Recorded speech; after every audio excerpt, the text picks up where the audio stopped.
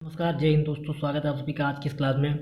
आज की क्लास में मैं आपको बताने वाला हूं कि आपको मैप कैसे भरना है अगर आप भी इस बार यूपी बोर्ड का अपना एग्ज़ाम देने वाले हैं, ठीक है ना।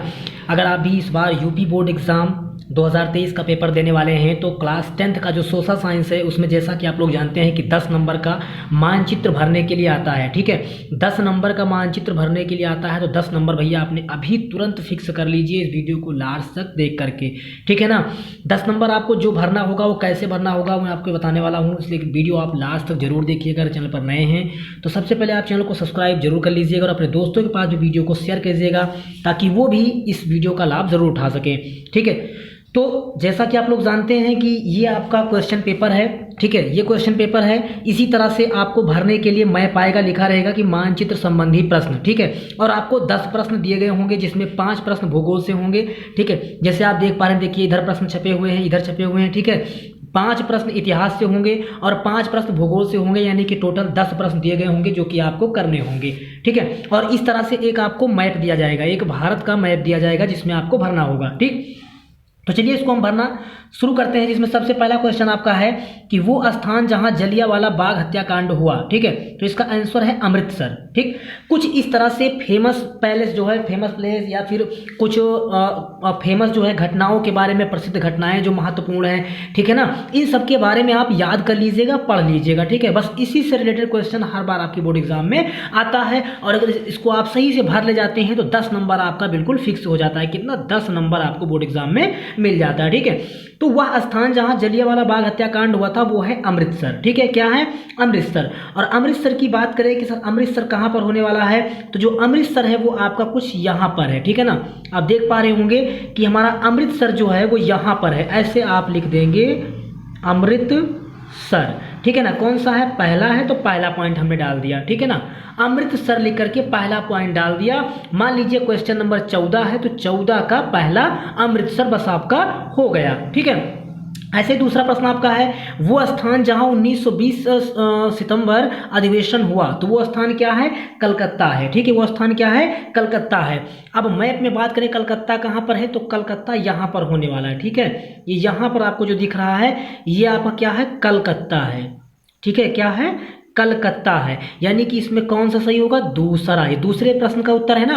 आप प्रश्न को देख रहे हैं, दूसरा प्रश्न था ना कि वो स्थान जहां 1920 सितंबर का अधिवेशन हुआ था कलकत्ता, बस हमने दूसरा पॉइंट डाल करके यहाँ पर लिख दिया कलकत्ता और हमारा आंसर हो गया, ठीक है। अब इसी तरह से अगला प्रश्न देखते हैं। अगला प्रश्न आपका है कि वो स्थान जहां 1927 कांग्रेस का अधिवेशन हुआ, ठीक है।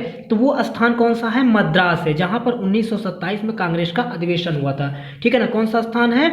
मद्रास है, ठीक है। और मद्रास की बात करें कि मद्रास कहाँ पर है हमारा, तो हमारा जो मद्रास है वो यहाँ पर है, ठीक है ना। यहाँ पर है मद्रास, हमारा यहाँ पर है। कौन सा हमारा क्वेश्चन था? तीसरा था, ठीक है ना। ऐसे लिख देंगे 3 नंबर मद्रास और ये क्वेश्चन आपका हो गया, ठीक।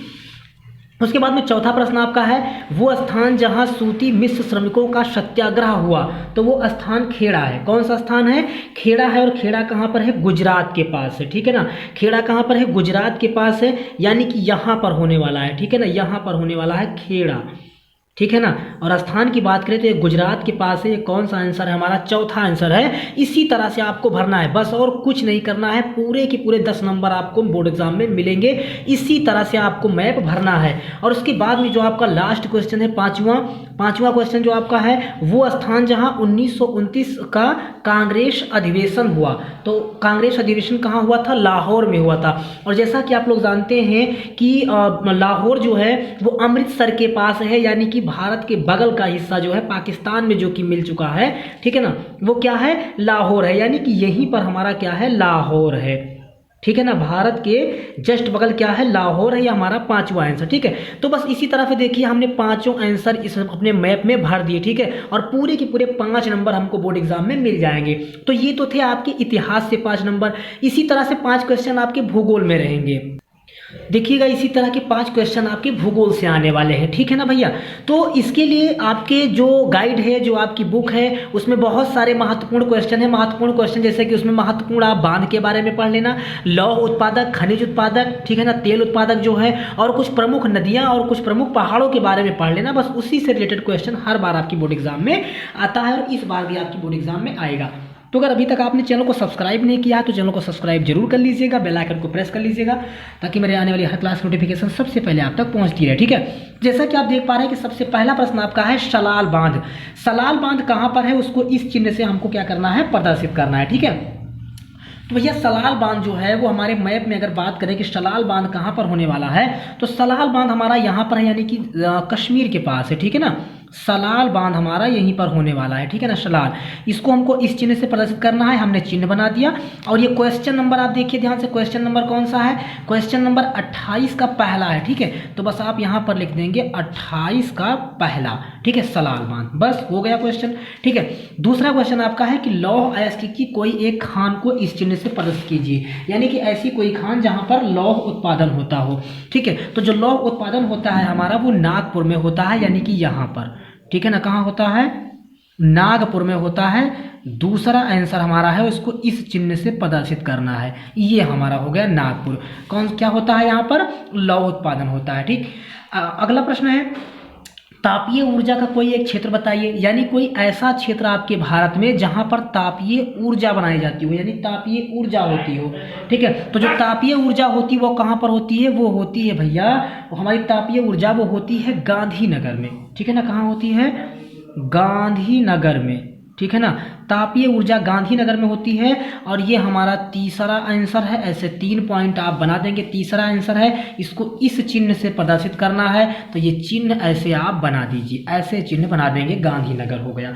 ठीक है, उसके बाद में हमारा चौथा प्रश्न कहता है कि महानदी को इस चिन्ह द्वारा प्रदर्शित कीजिए, हमारी महानदी जो है। ठीक है, तो अगर महानदी की बात की जाए कि जो महानदी है वो कहाँ पर होने वाली है, तो हमारी जो महानदी है भैया वो कुछ यहाँ पर, यानी कि कलकत्ता के पास। ठीक है ना, कहाँ पर, कलकत्ता के पास यहाँ पर हमारी महानदी है। ठीक है ना, यहीं पर तो कलकत्ता है और यहीं से होकर के महानदी गुजरती है। ठीक है, ये हमारा आंसर चौथा है और इसका चिन्ह ऐसे बनाना है। ठीक है ना, ऐसे ही आपके देखिए प्रश्न पत्र में चिन्ह बना हुआ है। ठीक है, प्रश्न पत्र में देख पा रहे हैं ऐसा चिन्ह बना हुआ है, वही चिन्ह आपको अपनी कॉपी में बना देना है और आंसर नंबर डाल देना है कौन सा है। ठीक है ना, उसके बाद में आपका पांचवा प्रश्न कहता है पारादीप चिन्ह को इससे प्रदर्शित कीजिए, पारादीप। ठीक है ना, जो पारादीप है हमारा, ठीक है, वो भी कलकत्ता के ही पास है, पारादीप। ठीक है ना, पारादीप, ये आंसर नंबर हमारा कौन सा है, आंसर नंबर हमारा 5वां है।